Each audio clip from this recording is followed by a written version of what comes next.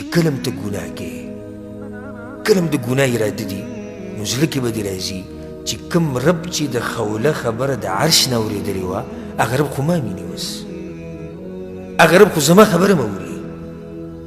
نو آیا دا مناسب دی چې هغه رب زما خبره اوري او زه هغه څه ووایم چې د هغه نه یم خوښ؟ دا مناسب دی چې کوم رب ما ایني؟ لکه اوس یو حدیث کې دا راځي، پیغمبر صلی الله علیه وسلم وی الله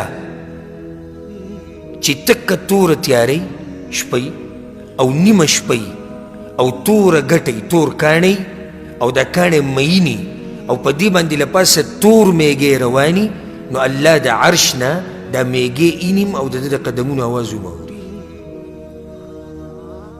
چې کله تا ته پته ولګي چې ستا رب دومره اوچت ذات والا دی او علم دې ډېر شي، ما دا خبره د علم پورې ټوله راواغسته، علم دې ډېر شي او دا الله وپېژنې، نو بیا به ته دې الله نافرماني وکړي؟ بیا نه کوې نافرماني. موږ چې څومره نافرماني د الله کوو، دا د جهالت د لاسه کوو، د دین نه د لرې کېدو د لاسه زموږ دا نافرمانیانې روانې دي. دین په مشرق کې دی، موږ په مغرب کې یو.